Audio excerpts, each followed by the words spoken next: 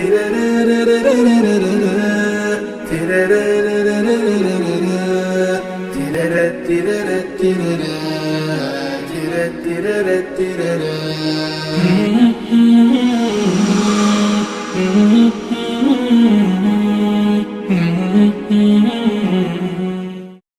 الله الرحمن الرحیم. میدونیم اونایی که احساس اکتئاب دارن، اضطراب دارن، همیشه تو خودن، ناراحتن، احساس یأس میکنن، احساس بیهودگی میکنن، از زندگیشون لذت نمیبرن، مشکلشون چیه؟ مشکل گناه است.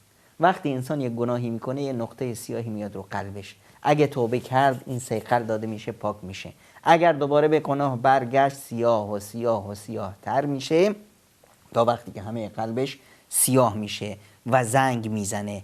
کلا بل ران علی قلوبهم ما كانوا یکسبون. اون کاری که انجام میدن که قلبهاشون رو سیاه میکنه و مثل زنگ قلبها رو از بین میبره. اون وقتی که انسان احساس پوچی میکنه.